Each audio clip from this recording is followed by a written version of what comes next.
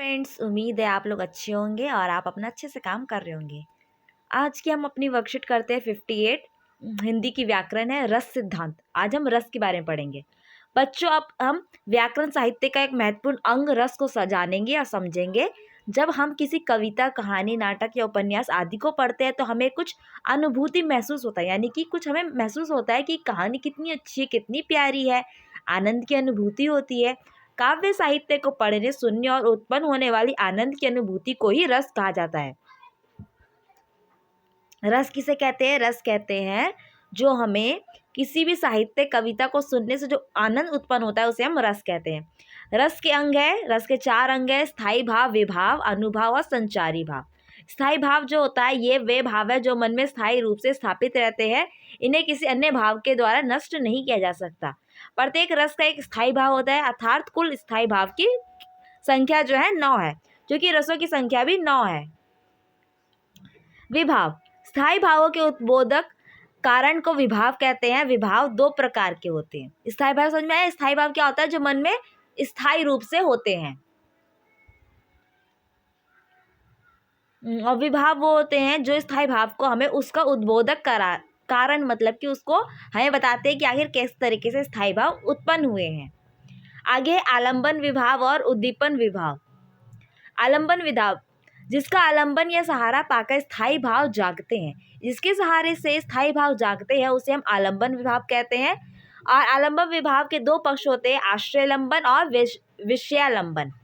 जिसके मन में भाव जागे और वो आश्रयलंबन कहलाता है, जिसके प्रति, जिसके कारण मन में भाव जागे वो विषयालंबन कहलाता है। देखिए, आश्रयलंबन का मतलब क्या है? जिसके मन में भाव जाग रहे। जैसे उदाहरण दिया हुआ, यदि राम के मन में सीता के प्रति रति का भाव जागता है, यानी प्रेम का भाव जागता है, तो राम क्या है? आश्रय है, जिनके मन में भाव जागा है, और सीता क्या है? विषय है, जिसके लिए भाव जागा है।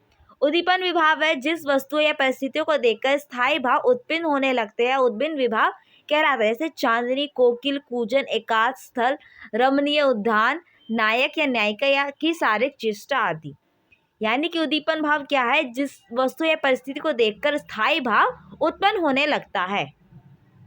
ठीक है, चलिए हम क्वेश्चन करते हैं। इसके कुछ क्वेश्चन से आपको दिए गए हैं।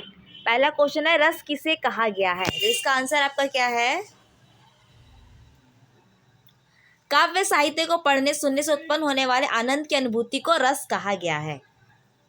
ठीक है, सेकंड क्वेश्चन से कहता है कि रस के 4 अंग कौन कौन से हैं? तो रस के 4 अंग कौन कौन से हैं?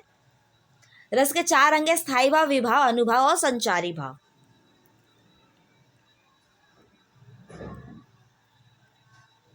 स्थायी भावों की संख्या कितनी है? स्थायी भाव जो है उसकी संख्या कितनी है? तो स्थायी भाव की संख्या जो है टोटल 9 है। ठीक है, स्थायी भाव की कुल संख्या 9 है। चौथा क्वेश्चन कहता है, विभाव किसे कहा गया और ये कितने प्रकार का होता है? विभाव क्या होता है और ये कितने प्रकार का है? तो स्थायी भावों के उद्बोधक कारक को विभाव कहते हैं। विभाव 2 प्रकार के होते हैं, आलंबन विभाव और उद्दीपन विभाव। आइए, हमारा नेक्स्ट क्वेश्चन है 5वां। आश्रय और विषय से आप क्या समझते हैं? आश्रय क्या होता है, विषय क्या होता है, इससे आप क्या समझते हैं? इसका आंसर है, आश्रय जिसके मन में भाव जागे उसे आश्रय कहा जाएगा, और विषय जिसके कारण या जिसके लिए भाव जगे हैं उसे हम विषय कहेंगे। इसके बाद आपका है 8वां, छठा क्वेश्चन, छठा है गतिविधि। आपको कि रस के बारे में आपको जानकारी एकत्रित करके उसके बारे में बातचीत करनी है। तो इसका आंसर नहीं करना, आपको सिर्फ अपने फ्रेंड के साथ, अपने पेरेंट के साथ, इसके साथ आपको डिस्कस करना है कि आखिर रस होता क्या है।